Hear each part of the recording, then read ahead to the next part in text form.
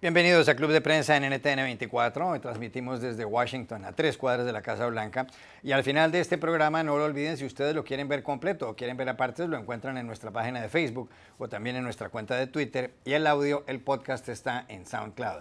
Les doy la bienvenida hoy a los invitados a Club de Prensa. En primer lugar está con nosotros la periodista española y corresponsal de la agencia EFE, Raquel Godos, de Palencia. Bienvenida como siempre a esta casa. Buenos días, Juan Carlos. Y está también aquí Jan Martínez Arens, el corresponsal jefe del diario El País de Madrid, de Valencia. Sí, señor. ¿Verdad? Sí, sí. ¿Qué distancia entre Palencia y Valencia? Casi toda España, ¿no? Media España. Pues sí. Deben ser 800 kilómetros. Por ahí, por ahí. O sea, una cosa es que ser pasa palentino o palentina, otra es ser valenciano. Efectivamente, y nos pasamos la vida los palentinos diciendo que no somos valencianos. Ah, sí, porque muchos extranjeros cuando, Claro. cuando la gente de Palencia La paella dice que nos gana en fama. Claro, es verdad. Y eso que en Venezuela hay una Valencia, y aquí tenemos una periodista venezolana, Dariela Sosa, gracias por estar con nosotros, periodista de ese país y directora de Arepita. Vale. ¿Qué es Arepita para que los recuerde usted a los televidentes? Sí, muchas gracias por la invitación. Arepita es un boletín que llega de lunes a viernes al correo electrónico y que explica de manera creativa lo que está ocurriendo en Venezuela. La idea es innovar en la experiencia informativa de las personas, sobre todo en estos contextos en donde informarse es emocionalmente pesado porque es un conflicto muy prolongado y dejar de informarse tampoco puede ser la solución. Así es. Hay un tiroteo, como saben ustedes, en un colegio en el estado de Texas. Quería preguntarle a Jan, ¿es que eso no tiene remedio en este país? Es una noticia recurrente. Tal y como están las leyes y la venta de armas, no. Es decir, este es un país donde al día mueren casi 90 personas por arma de fuego.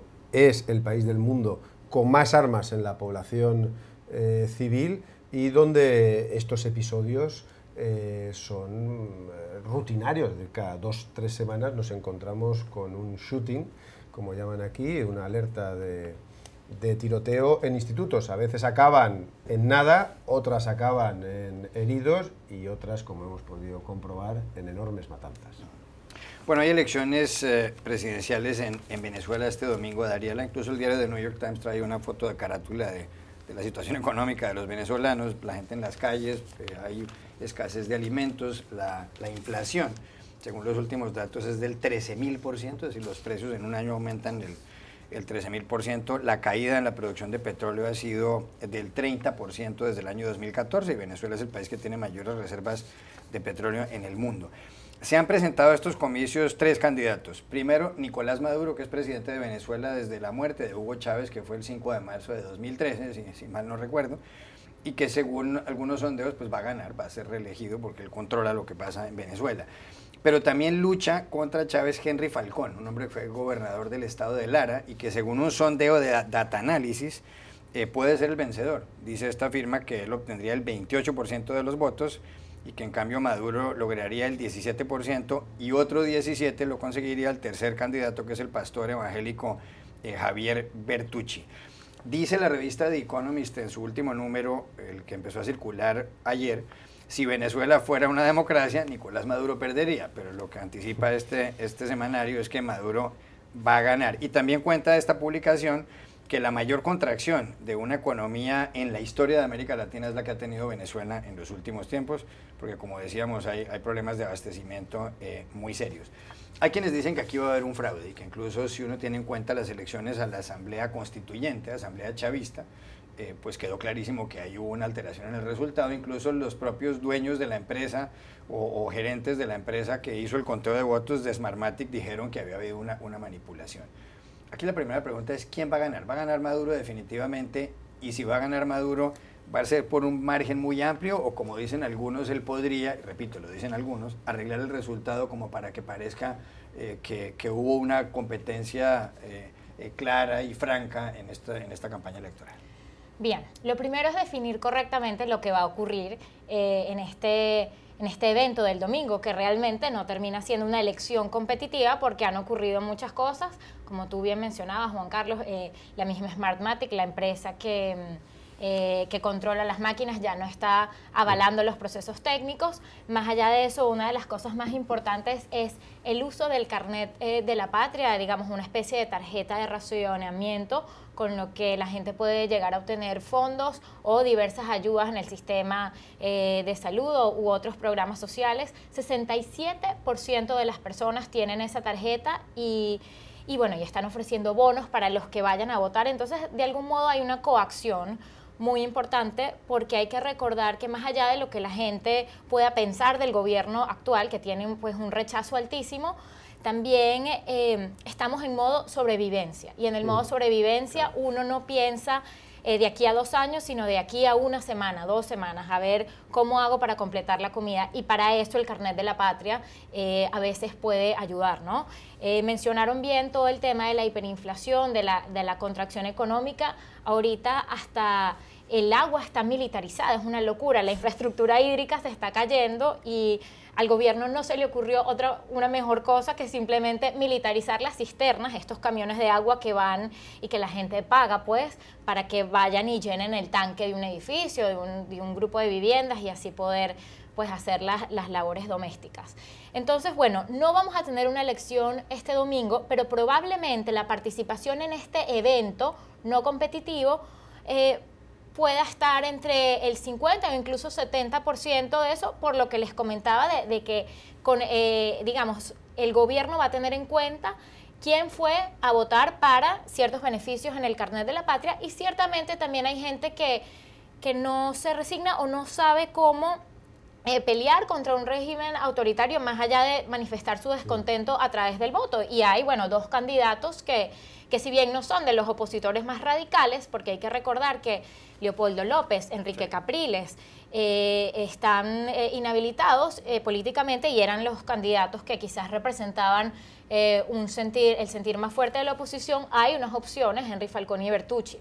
Ahora, pues básicamente yo nos veo a los venezolanos como rehenes, y la oposición está tratando de ver cuál es la manera con la que, digamos, podemos salir de esta situación lo más rápido. Para mí el escenario más probable es que gane Maduro, que sea un resultado, para que sea más creíble, tipo 60-40 o algo que se vea competido, sí, y que luego llame a Henry Falcón y a sus asesores, entre los que está Francisco Rodríguez, por ejemplo, un economista venezolano que ha hecho vida en Nueva York y que ha estado pues asesorándolo económicamente, para que se hagan los ajustes que se deben implementar. El segundo escenario más probable, y perdón que me he extendido, es que eventualmente ganase Falcón. Eso sería una sorpresa, pero podría ser una salida elegante para Maduro, para que se reorganice el chavismo y luego, bueno, puedan estar en un mejor momento, más competitivos. Falcón, como decíamos, Raquel, fue gobernador chavista, y Falcón cree, y así lo cuenta el periódico de New York Times en un reportaje, que aquí lo que puede ocurrir es algo parecido a lo que sucedió en Chile en 1988, cuando era dictador Augusto Pinochet, y incluso convocó un referéndum, un plebiscito, y lo perdió, y finalmente dejó el poder. ¿Será que eso puede pasar en Venezuela? Bueno, yo creo que eso es más, como dicen aquí, un wishful thinking, un deseo... Pensar con el deseo. Pensar con el deseo que una realidad, pero desde luego podría pasar. Yo sinceramente creo que tiene controlado casi todos las columnas fundamentales del proceso electoral a todos los niveles, y que no va a pasar. Creo que el primer escenario que plantea Dariela es lo más probable. Lo que ocurre es que en el caso de que ganara Falcón, bueno, yo si fuera Maduro también estaría un poco pensando, bueno, pues con todo este lío que tengo aquí, que se ocupe otro, ya no quiero más. Entonces, bueno, eso no sería Maduro. Sí, exacto, quiero decir, sería una cosa, la responsabilidad de atajar lo que está atravesando Venezuela es algo gravísimo, y en el caso de que ganara otra persona que no fuera Maduro, aunque haya sido él el que ha generado lo que está ocurriendo, a la otra persona que llegase en ese hipotético caso de victoria de la oposición, lo que se le vendría encima sería tremendo, porque solucionar lo que tiene ese país por delante es una tarea casi titánica, y además no creo que pudiera hacerlo de manera unilateral, solamente con los poderes de la oposición. O sea, tendría que haber un trabajo político muy profundo entre todos los factores y todas las facciones de la política venezolana. Pero sí, yo creo que Maduro será reelegido con un maquillaje en los números y acabará saliendo no por las urnas, sino por otros métodos. Jean Martínez Are. No, yo estoy totalmente de acuerdo con lo que se ha dicho aquí. Es decir, lo primero, hay un problema de legitimidad en estas elecciones. Es decir, no son unas elecciones que se den en condiciones de claridad suficientes como para que lo que salga de las urnas tenga una validación internacional. Eso es muy importante, es una condición a priori que en este caso pues, no se está cumpliendo. Luego, el escenario sorpresa sería el caso de Falcón, muy difícil. Evidentemente sería un paso adelante, mejor que lo que hay ahora, aunque es un candidato que está entre dos aguas, de una definición todavía poco clara, pero en cualquier caso no es el lastre que se arrastra con Maduro. Pero todo parece que quien va a ganar va a ser Nicolás Maduro, y él mismo, ya aparte de la limpieza de las elecciones, es un problema. Es un problema por su trayectoria y es un problema porque él es una garantía de colapso económico y de ruptura de las reglas democráticas básicas, como ha demostrado durante los años de su mandato. Por lo tanto, yo creo que estas elecciones tienden a mostrar más la continuidad que una ruptura. Es decir, para desgracia de los venezolanos, si se produce algún avance va a ser milimétrico, pero en general ante lo que estamos es ante una mascarada más, con opositores encarcelados, con opositores inhabilitados, con opositores en el extranjero, con un rechazo general de la comunidad internacional, una mascarada más del régimen para sobrevivir otros 6 años, y en este caso personalizados en Nicolás Maduro, que se ha convertido en uno de los grandes problemas de Latinoamérica. Hay elecciones en Colombia, Raquel Godos, cambiando de asunto, aunque son países vecinos, y son países vecinos Venezuela y Colombia. Usted ha sido corresponsal en Bogotá de la agencia EFE y conoce muy bien ese país, y por supuesto nuestros otros dos invitados también. Y ha aparecido una nueva encuesta que la publicaron ayer, una encuesta hecha por la firma Yanhas para RCN Televisión, RCN Radio, que son empresas hermanas de NTN 24, y también para los periódicos La República, para El País de Cali, El Colombiano de Medellín, El Universal de Cartagena y Vanguardia Liberal de Bucaramanga. Cuando se les pregunta a los colombianos, y estamos a una semana y 2 días de las elecciones, la primera vuelta electoral es el 27 de mayo, si las elecciones fueran mañana, si los comicios fueran mañana, ¿usted por quién votaría? Los resultados son los siguientes. Por Iván Duque, candidato de la alianza de Álvaro Uribe y Andrés Pastrana, expresidentes ambos, el 35%. Por Gustavo Petro, exalcalde de Bogotá, exalcalde de izquierdas, el 26%. Por Sergio Fajardo, que es un candidato de centro, que fue alcalde de Medellín y gobernador del departamento de Antioquia, el 14%. Luego, voto en blanco, 8%, no sabe, no responde, 7%. Sumando esos dos, hay un 15%. Y más abajo aparece Germán Vargas Lleras, ex vicepresidente de la República, de Juan Manuel Santos, el 6%, y muy detrás Humberto de la Calle, candidato liberal, con el 3%. En resumen, Duque 35, Petro 26, Fajardo 14, Vargas Lleras 6, que es más o menos los opcionados. Si uno hace un análisis de la encuesta, el que ha ido subiendo levemente es Gustavo Petro. Iván Duque ha tenido una leve caída también, pero repito, estamos a muy poco de las votaciones. ¿Van a pasar a segunda vuelta definitivamente Duque y Petro? ¿Usted cree que algo puede pasar? Aunque pues una semana en política es una eternidad, como decía el señor Wilson en Inglaterra. Pues sí, es una eternidad. Hombre, lo más probable es que pasen Duque y Petro, como dicen las encuestas, aunque yo soy sumamente escéptica con los resultados, sobre todo en Colombia. En las últimas elecciones, el plebiscito, ha habido unos márgenes de error en las encuestadoras abrumadores, y creo que puede haber sorpresas en el resultado de la primera vuelta. Una cuestión interesante es ver hasta qué punto la maquinaria política que capitaliza Germán Vargas Lleras, que es muy grande, puede interferir en ese resultado. A mí siempre me ha parecido muy bajo, lo he repetido varias veces en este programa, el número de porcentaje de intención de voto que se le da a Vargas Lleras. Lo máximo que ha tenido, que fue hace 5 meses o 6 meses, fue un 11%, y me parece muy, muy bajo. Con lo cual esperaría que parte del voto que se refleja en Duque se trasvasara a Vargas Lleras de una forma u otra. Por lo tanto, bueno, hay que ver hasta qué punto eso podría ser así. Aún así, evidentemente, la diferencia es altísima, entre un 35 y un 6%, no creo que el trasvase de votos sea tan grande.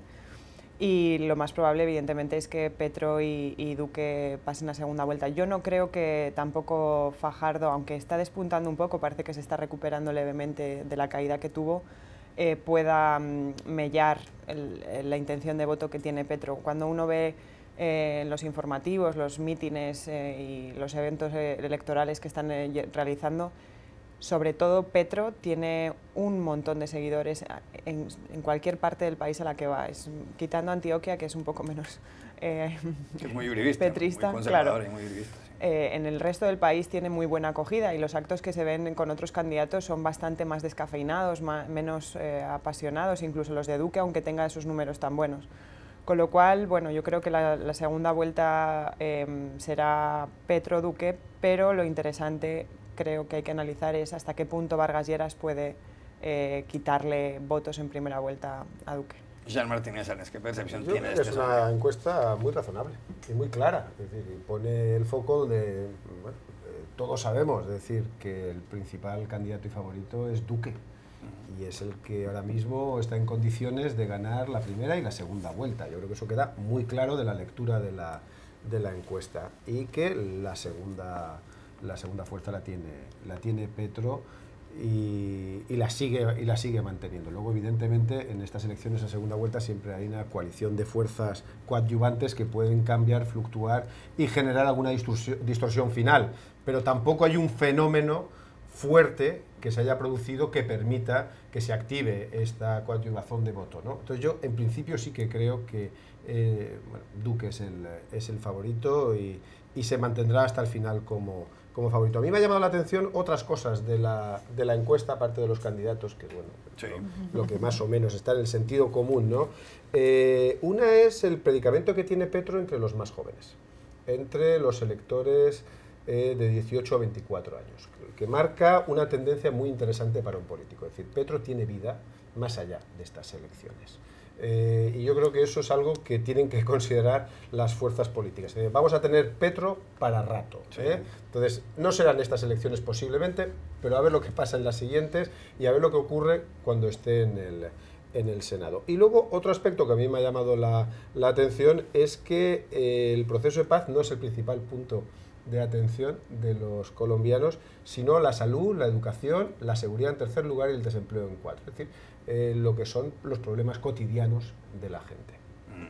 Dariela Sosa, hay otro dato en esta encuesta llamativo y es que a la gente le preguntan por cuál candidato nunca votaría y el que tiene el negativo, como se dice, más alto es Gustavo Petro con un 42%, seguido por Iván Duque con un 26%, más abajo aparece Germán Vargas Lleras con un 9% y con un 2% únicamente Sergio Fajardo, es el que menos resistencia presenta. Y aquí le iba a preguntar por algo que tiene que ver con las elecciones en Venezuela y su efecto en los comicios en Colombia, y es que en las de Venezuela las elecciones son este domingo. Si gana Maduro, no puede perjudicar eso a Gustavo Petro en Colombia una semana después. Se lo pregunto porque un columnista de la revista Semana, precisamente Alfonso Cuellar, decía que si Maduro es el vencedor, pues va a criticar mucha gente a Petro en Colombia en estos días previos a las elecciones presidenciales, porque le van a volver a decir, claro, usted que ha sido un hombre amigo de Chávez, lo que quiere es que nos convirtamos en esto que está pasando en Venezuela. Yo creería que sí, la verdad es que ambas elecciones están muy cerca. Petro ha tratado de desmarcarse de Maduro, ha dicho incluso que Maduro sí le parece un dictador, a diferencia de Chávez que bueno, sí le parecía más democrático, y él ha mencionado muchas veces su cercanía con el antiguo presidente de Venezuela. Hay, en esta encuesta yo veo, digamos, un fuerte sentimiento anti-Petro. Yo coincido, a mí también me llama mucho la atención digamos, respaldo de los jóvenes. El respaldo mayoritario que tiene Iván Duque consistentemente en muchas preguntas, y creo que parte es por el miedo a que el que va en segundo lugar, Petro, pueda de repente dar esa sorpresa, ¿no? Al final, pues habrá que ver el día de las votaciones, qué tipo, porque al final esto genera sentimientos muy polarizados, y después de que se publica una encuesta como esta, que además es un esfuerzo conjunto entre varios medios, digamos, estas encuestas, aunque también se pueden equivocar, tienen ciertos efectos en la opinión pública a una semana de las elecciones. Habrá mucha gente que no está tan seguro de cuál es su candidato favorito, pero sí está muy seguro de cuál no quiere que gane, y eso me parece que le ha movilizado muchos más votos a Iván Duque que lo que habíamos visto al principio. Habrá que ver qué es lo que pasa. Al final también estos votos son muy volátiles y en las encuestas uno también tiene que ver el método. Por ejemplo, a mí me llaman por teléfono para hacerme una encuesta y yo jamás respondo. O sea, siempre digo, no, estoy ocupada, no puedo. Es decir, yo creo que mucha gente no dice la verdad en las encuestas. Claro, también hay gente que... Yo no sé si en lo de los temas, en lo que decía Jan, yo creo que a la gente cuando le preguntan cuáles temas le interesan, dice que la salud y la educación, y al final votan por el proceso de paz. Claro, porque a uno le interesa la imagen, sí, tal cual, a uno le interesa la imagen que está reflejando, incluso ante la encuestadora, aunque se vea lo más imparcial posible, y también la gente a veces da las respuestas de acuerdo a la imagen que le gustaría tener de sí mismo, que no necesariamente es lo que decidimos en esa intimidad. Entonces siempre puede haber sorpresas y bueno, dependiendo de cuál sea la combinación de los candidatos que pasen a segunda vuelta, se volverán a reagrupar las fuerzas. Una cosa interesante sobre lo que mencionaba Jan es que ese porcentaje de los votos que se van a Petro de la gente joven, además apela a gente que no suele votar. Petro está levantando votos de gente que no votaba. Y eso es un factor a considerar desde luego. Hay que ver si votan, porque muchos encuestadores también dicen que los jóvenes no votan en casi ninguna parte. Claro. Cosa que es triste. Pero ya volvemos a Club de Prensa. Volvemos a Club de Prensa en NTN 24 desde Washington. Hay noticias de España. Raquel y Jan, y a Dariela también le vamos a preguntar por este asunto. Y tienen que ver con Pablo Iglesias, que es el líder de Podemos. Podemos es un partido político reciente que representa en cierta manera a los indignados, a la gente que está enfurecida con la corrupción del Partido Popular que está en el gobierno, encarnado por Mariano Rajoy o con la gente del Partido Socialista Obrero Español, el PSOE, que han sido los dos partidos tradicionales de España, por lo menos desde los años 80. Pablo Iglesias tiene 39 años y es diputado y tiene una pareja que se llama Irene Montero, que es también diputada. Bueno, hace un tiempo, Pablo Iglesias, refiriéndose a Luis de Guindos, el ministro de Economía, el ministro de Hacienda español, que había comprado un ático en un edificio de 600.000 euros, es decir, algo así como $720.000, envió un mensaje por Twitter diciendo lo siguiente, en pregunta, ¿entregarías la política económica del país a quien se gasta 600.000 euros en un ático de lujo? Y posteriormente agregó que eso era como entregarle el Ministerio del Medio Ambiente a un pirómano. Eso dijo Pablo Iglesias. Bien, en las últimas horas se ha conocido, y lo ha revelado toda la prensa española, que el señor Iglesias ha decidido comprarse un chalet, es decir, una casa, una muy buena casa, con un lote de 2.000 metros cuadrados en Galapagar, que es un municipio que está al occidente de Madrid, a 40 kilómetros de Madrid, y que el precio de esta vivienda que ha comprado él con Irene Montero, con su pareja, es de 600.000 euros, aproximadamente $720.000, a los que se referían en el Twitter con respecto a Luis de Guindos. Van a pagar ellos, consiguieron una hipoteca de 540.000 euros, con lo cual van a pagar 1.600 euros mensuales de hipoteca, algo así como $1.900 mensuales. Dijo recientemente el señor Iglesias, dijo, nosotros sabemos que muchas familias españolas incluso tienen 2 sueldos, no pueden permitirse una hipoteca así, y por eso entendemos que es tan importante defender salarios dignos. Todo esto es verdad, pero lo cierto del caso es que al señor Iglesias le han caído rayos y centellas, porque les parece a muchos españoles incoherente haber criticado a Guindos y ahora comprarse una vivienda de 600.000 euros. Aquí quiero ser llevar un poco la contraria, como diría Ortega y Gasset, y es que la función del intelectual o del periodista es pensar en contrario, y no es un escándalo un poco absurdo, puede ser incoherente Iglesias, pero pues 600.000 euros para 2 personas que tienen un salario y pagar $1.900 mensuales, ¿no es una suma en cierto modo razonable? No, hay 2 cuestiones que están muy claras. Ellos tienen derecho a comprarse el chalet que quieran, siempre y cuando tengan, y si no tuvieran la liquidez también, si quieren endeudarse también está en su derecho. Ellos tienen derecho a comprarse lo que quieran. Independientemente de la retórica sobre De Guindos, que evidentemente es contraria a lo que dice, el tema va más allá. Es decir, es un análisis político de lo que Pablo Iglesias abandera y defiende de cara a la galería como político, y lo que ahora está haciendo tomando una de las decisiones quizá más importantes de la vida de una persona de clase media, que es endeudarse para el resto de tus días porque te compras una casa, ¿no? Entonces, este señor durante muchísimo tiempo ha estado defendiendo valores como el anticapitalismo, tiene una facción de su partido, se llaman los anticapitalistas, ha estado defendiendo la repartición de la riqueza, una serie de cuestiones, ha arremetido contra los bancos de una forma súper agresiva. Entonces luego llega y dice, bueno, pues es que yo quiero vivir bien y tener un chalet de 2.000 metros cuadrados. Cualquier español de clase media no se puede comprar un chalet de 2.000 metros cuadrados, ni siquiera, digamos, alguien de clase media alta es tan sencillo. O sea, no es algo tan fácil. Y segundo, que no puedes estar hinchando tu base política con unas ideas y luego hacer otras. Ahí viene el escándalo. El problema es más de incoherencia de Pablo Iglesias que de incorrección. Porque no está haciendo nada incorrecto. Claro, no está haciendo nada malo. Él se puede comprar la casa que quiera, pero luego no puedes apelar. Y yo recordaba antes, no lo llegamos a mencionar, pero por ejemplo, Pedro Cerolo, que era un político español, murió de cáncer hace unos años del Partido Socialista. Ese señor, no sé si murió con 40 y algún años, no sé si llegaba, y vivió toda su vida de alquiler. Nunca quiso comprarse una casa.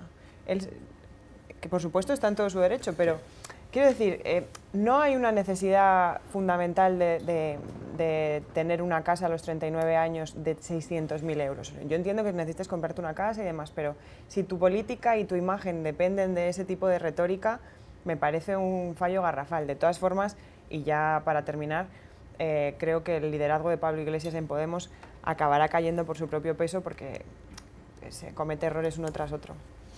¿Es válido este escándalo de Jean Martínez Ares? Porque también es cierto que eso de donde ha comprado él la casa no es una de las zonas más exclusivas de las afueras de Madrid. Yo creo que hay mucho ruido y mucha víscera en esto. Es decir, es noticioso, evidentemente, porque hay una contradicción flagrante entre lo que ha dicho un político, que además lo dice de una forma muy enfática, y cómo actúa, ¿no? Es decir, bueno, si criticó a un ministro por comprarse lo que llamaba un ático de lujo por 600.000, pues eso les ha comprado una casa que con esa misma retórica tendría que ser de lujo. Yo no creo, pasa que yo creo que también se está utilizando esa incoherencia, esa contradicción para otros ajustes de cuentas, ¿no? Es decir, vamos a ver, aquí está haciendo una operación totalmente legal y legítima. Es una pareja que va a tener gemelos y que quiere vivir en la periferia de Madrid y está con una hipoteca, con un precio que no es desmesurado para lo que están comprando. Es decir, no hay ahí un dinero oculto ni nada de eso, no se trata. Es una operación, yo creo que bastante, por lo que hemos visto, limpia, ¿no? Y luego tampoco Galapagar es una zona de ricos o de millonarios, es decir, no hay un juego de ostentación excesivo.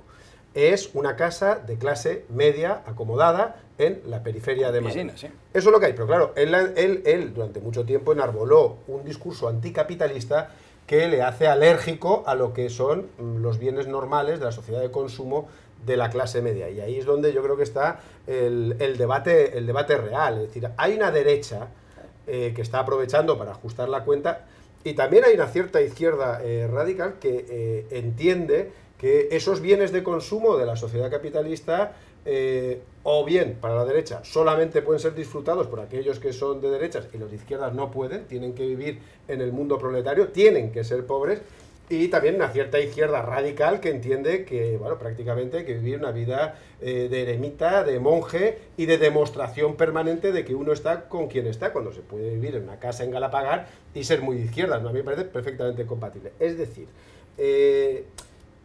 la cuestión no es tanto que todos seamos igual de pobres, sino que seamos igual de ricos, ¿no? Ojalá fuera así. Que a lo que hay que tender es que a todo el mundo pueda tener esa casa, ¿no? Es decir, no prohibírsela a un político. En el caso de Pablo Iglesias, lo que es verdad es que hubo una incoherencia previa y se le está pasando factura porque él también es un político muy agitador y muy duro en el campo de juego, y evidentemente el que a hierro mata, a hierro muere.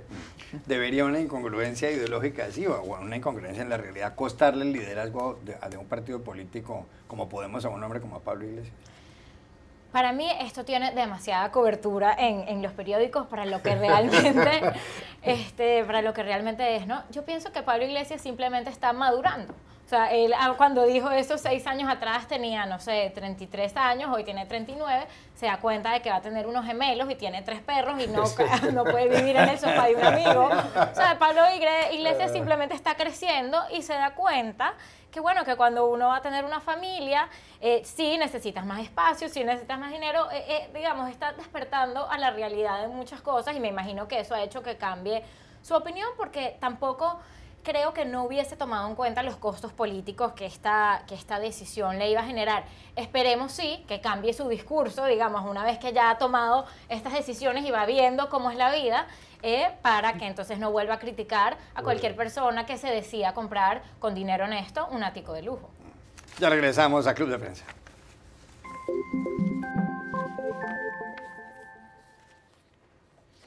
Volvemos a Club de Prensa en NTN 24 desde Washington. Ya hay una reunión prevista muy importante para el 12 de junio en Singapur entre el dictador de Corea del Norte, Kim Jong-un, y el presidente de Estados Unidos, Donald Trump.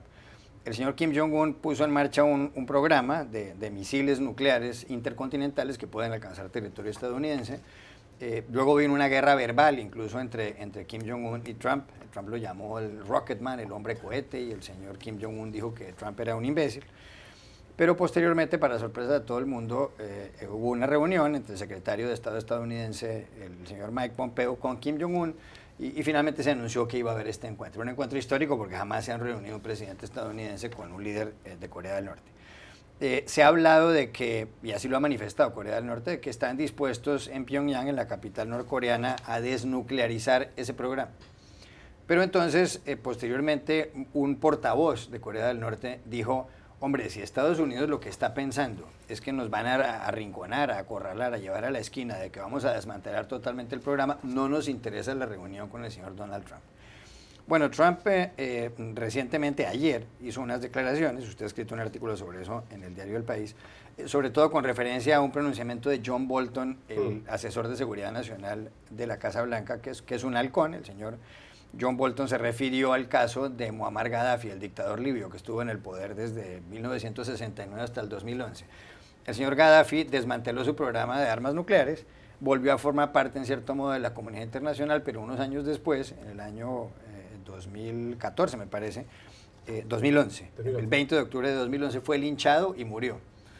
Y por supuesto hay gente en Corea del Norte que debe estar temerosa diciendo: hombre, si desmantelamos el programa nuclear, lo que le va a pasar a Kim Jong-un es esto. Ayer dijo Trump que el señor Kim Jong-un no tiene por qué temer lo que le pasó a Gaddafi, y que si sale bien esto de la cumbre, el señor Kim Jong-un puede tener un país parecido a Corea del Sur y que además va a ser muy, muy feliz. Muy feliz. ¿Aquí qué es lo que va a ocurrir entonces? ¿Será que sí va a haber reunión y Kim Jong-un va a ser muy, muy feliz? Yo creo que en principio se mantiene la reunión. Lo que estamos viendo es esos movimientos previos a una negociación de mucha altura, donde los norcoreanos, posiblemente por influencia, y eso fue lo que dijo también Trump, por influencia de China, estén resituándose para intentar aumentar su ventaja y su capacidad negociadora en la mesa. Ayer lo que vimos, básicamente, aunque algún aguijón tuvo, porque Trump es así, pero es un Trump inédito, es un Trump conciliador.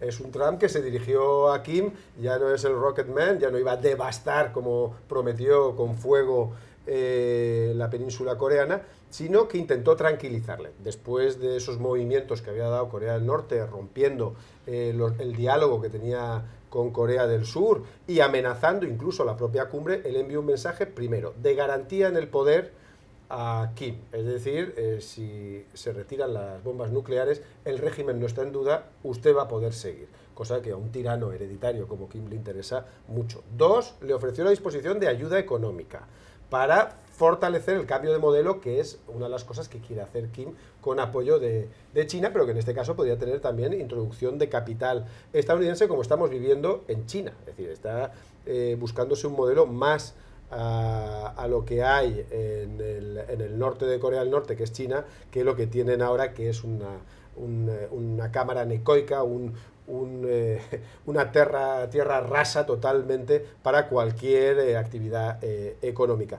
Y esto es muy importante, frente a Kim desautorizó a su consejero de Seguridad Nacional, que solamente lleva un mes y medio en el cargo. Bolton, que todos sabemos que es uno de los halcones más duros, si no el más duro, del gobierno, que ya estuvo en el gobierno de Bush, que fue de los que apoyó la guerra en Irak y que la sigue apoyando, pasado lo que ha pasado, de todo lo que ocurrió, de la gran mentira que fue y del enorme fracaso respecto a los objetivos iniciales, la sigue apoyando, lo desautorizó, porque Bolton había planteado el caso libio, el modelo libio para la aplicación a Corea del Norte, cosa que evidentemente les olió muy mal en Pyongyang, porque Gaddafi acabó asesinado y su régimen totalmente destrozado después de haber llevado una desnuclearización completa y ejemplar, que fue lo que ocurrió en Libia en 2003, y ellos no quieren, posiblemente quieren vender más caro su piel que lo que hizo Libia, que francamente fue dejar de ser un apestado para intentar introducirse en la comunidad internacional, retirar totalmente las bombas, permitir un proceso de verificación como nunca ha existido por parte de visitadores estadounidenses y británicos, y acto seguido entrar en la moribundia que acabó con el régimen y con el propio Muammar Gaddafi. Entonces yo creo que la señal es muy importante, y de destacar que yo creo que ha quedado en todo este ruido bastante atrás una cosa que dijo Trump. Trump vino a decir que este cambio de opinión que se ha registrado en las últimas semanas de Corea del Norte no era de Corea del Norte, que de hecho en la mesa de negociación que tienen ellos abierto, preparatoria de la reunión, nada se había notificado, y que había sido forzado por China para presionar en la negociación que tienen ahora mismo abierta con China, Estados Unidos, sobre los aranceles. Es decir, que China estaba empezando a mover también sus fichas en el tablero, porque hay que recordar que la gran diferencia entre Libia y el caso de Corea del Norte es la existencia de China. China es el gran padrino, el protector de Corea del Norte y el garante de que ahí Estados Unidos no pueda entrar sin su permiso ni que se disuelva ese régimen. En el caso libio no había padrino. Raquel Godas. Bueno, yo creo que efectivamente la reunión se celebrará porque es de interés mutuo que esa reunión se celebre. Creo que Corea del Norte, independientemente del factor chino, que es evidentemente clave, también necesitaba dar una imagen de, bueno, no somos tan sumisos a los deseos de Trump, ¿no? No habían levantado la voz para nada, nos reunimos, sí. Nos desnuclearizamos también, o sea, no había habido ningún tipo de presión, digamos, dialéctica de cara a la reunión, parecía que eran colegas de toda la vida. Entonces, creo que también apela a esta situación, ¿no? a este interés de Corea del Norte de también decir, bueno, no somos tan débiles, tenemos algo que decir, y esto no va a ser una conversación de un solo canal, vamos a dialogar y a plantear nuestras demandas también. Y bueno, por otra parte, claro, es interesante la comparación con el tema libio, aunque después el propio Trump dijo, bueno, si no hacen el acuerdo, igual sí acaba como Gaddafi. De Libia, que es que entramos allá cuidado. Y devastamos ese país, lo diezmamos. La palabra y diezmamos ese país. Entonces, bueno, es una amenaza velada a Kim, y se trufa por esta cosa casi folclórica de Trump, ¿no? De utilizar palabras como va a ser muy feliz y esto va a ser muy feliz, y va a ser maravilloso. Claro, habla de estos temas como si estuviera hablando de la compra de primeros de mes. Es muy curioso.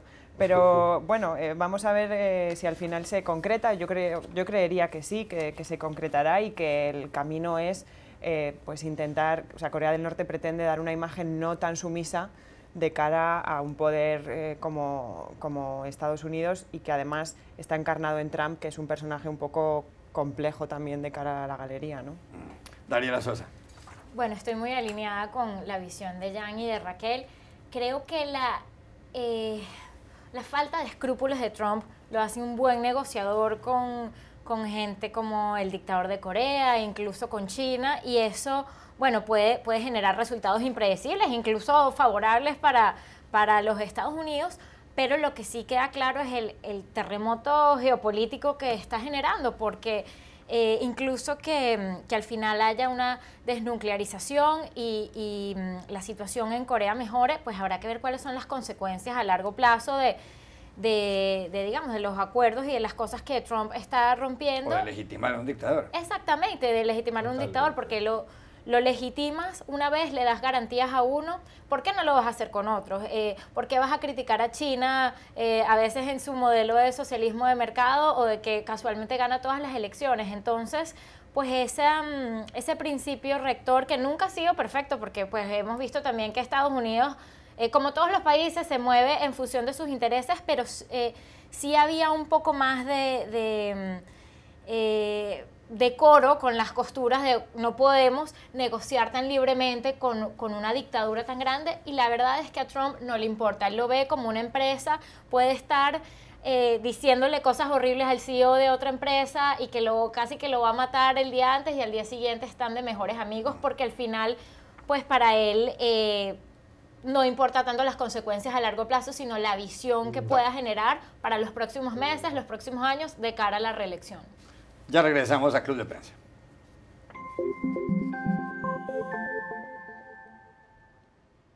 Volvemos a Club de Prensa en NTN 24 desde Washington. Raquel Godos, ¿para quién fue esta semana una semana fatal?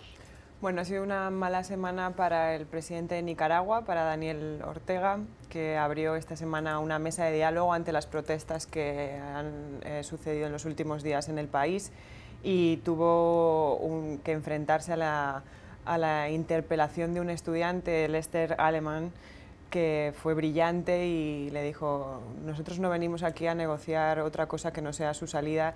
Las palabras del joven fueron tan sumamente claras, limpias, con tanta fuerza, que se han hecho virales por todo el mundo. Le dijo: nosotros hemos puesto los muertos, así que no tiene usted derecho a la palabra y venimos aquí a negociar cómo se va a marchar, ¿no? Jean Martínez Sáenz, ¿para quién fue esta semana una semana nefasta, una semana fatal? Esta semana fue una semana nefasta y fatal para John Bolton, el consejero de Seguridad Nacional. Lleva apenas un mes y medio en el cargo. Ya se ve que está muy lejos del nivel que tenía su antecesor, el general McMaster, y en este corto espacio ya ha roto el primer jarrón, lo cual era de esperar un halcón como él, además en la negociación más delicada que tiene entre sus manos el presidente Trump, que es Corea del Norte, al ofrecer el modelo libio de desnuclearización para Corea del Norte, lo cual ha levantado todos los miedos que podía tener el régimen de Pyongyang, porque han visto la posibilidad de que eso signifique la destrucción del régimen, como fue para Muammar Gaddafi. Ha tenido que salir el propio presidente y, en un gesto realmente insólito en él, ha desautorizado a su consejero de Seguridad Nacional y ha dado garantías al régimen y a Kim Jong-un de que no se aplicará el modelo libio en su caso. Dariela Sosa, ¿para quién fue esta semana una semana fatal? Bueno, cambiando el tema, fue una semana fatal para el ministro de Salud del Congo. Hay un brote de nuevos casos de ébola, lamentablemente 11 fallecidos, 20 hasta ahora contagiados. Y parece una noticia muy local, pero la traigo a colación porque pues con estas cosas siempre hay que estar muy pendientes. En el mundo de hoy, el aleteo de una mariposa de un lado del mundo puede desencadenar algo en otro lugar, y bueno, parte, digamos, por ejemplo, este tema de la falta de recursos para la investigación que puede haber para enfermedades como esta por parte de países desarrollados como los Estados Unidos, por ejemplo, pueden hacer que las curas a estas enfermedades no se descubran tan pronto como se podrían descubrir y que generen problemas mayores en corto o mediano plazo. Dariela, gracias por haber estado con nosotros. Gracias a Jean Martínez Sáenz, a Raquel Godos, y a ustedes los espero en una próxima oportunidad en Club de Prensa.